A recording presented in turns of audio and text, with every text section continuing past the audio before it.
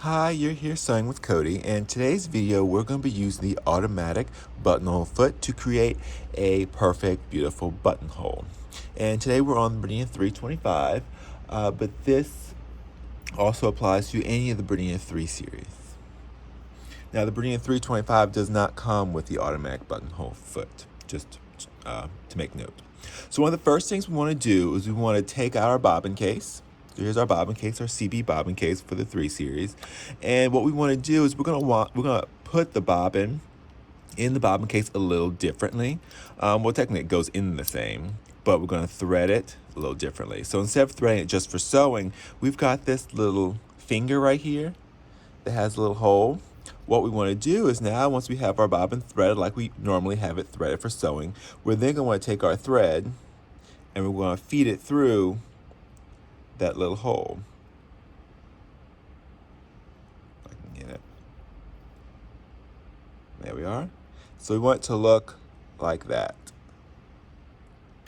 So we can put that in the machine. So what that does is it increases the bobbin case tension just a little bit without you having to adjust anything. So it will create pretty satin stitches when we're creating our buttonholes. So then we can take off our regular sewing foot and we're going to take our automatic buttonhole foot. Now what you want to do before you put it on, it just makes it easier, is you want to take your button that you're working with and you're going to place that button on your buttonhole foot.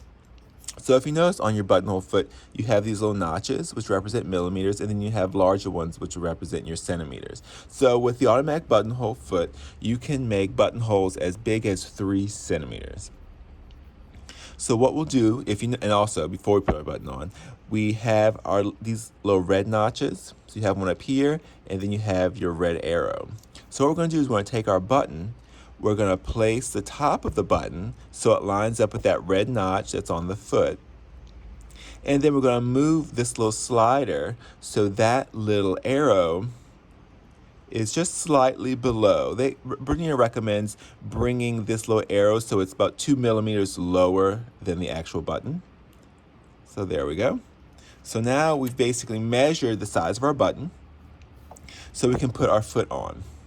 Now, the trick with putting your foot on is you always want your needle threaded first with the thread that you're going to be using.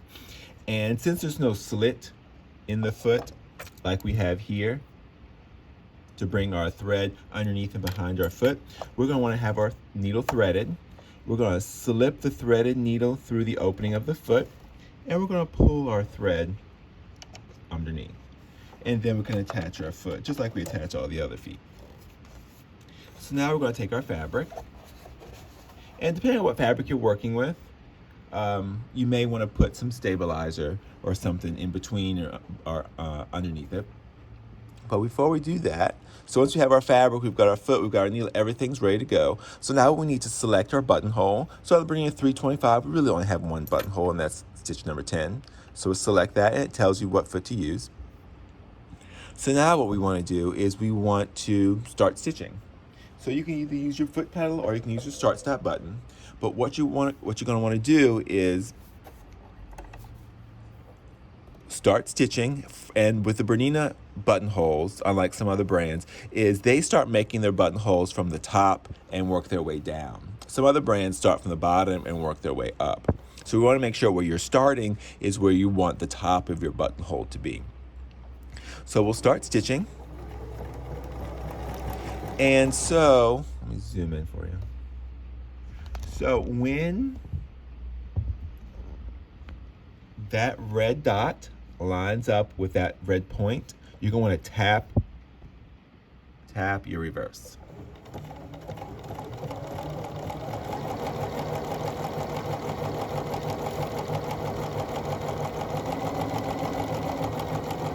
So we'll tap the reverse, it goes up, bar tacks, and then comes down.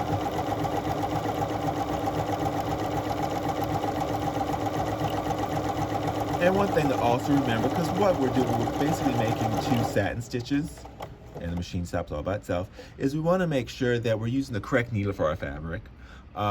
So with like this woven fabric that I'm using right here, we want to make sure we're using a sharp needle. So in this case, my preferred needle would be a Microtex 8012. It'll just give you a much prettier satin stitch. So now we can take this out. We'll cut our little tails. And so there is our buttonhole. So you can take your seam ripper or whatever device you have and rip open that center, and it should fit your button perfectly. Now, one thing you can do is if you're, especially with the 325 where we just have the one buttonhole to choose from, and if you if you're sewing on a knit or you don't need a buttonhole this tight of a satin stitch, you can make your buttonhole, check it to make sure it fits, and then you can come to your machine and reduce, actually want to increase the stitch length so the stitches aren't as tight. On the flip side, if you want your buttonhole satin stitches to be tighter and closer together, you can decrease your stitch length to make them tighter. And doing those will not affect the size buttonhole that the machine will make. All right, well, hopefully that helps when it comes to making a buttonhole using the automatic buttonhole foot 3A on the BERNINA 3 series. All right, happy sewing.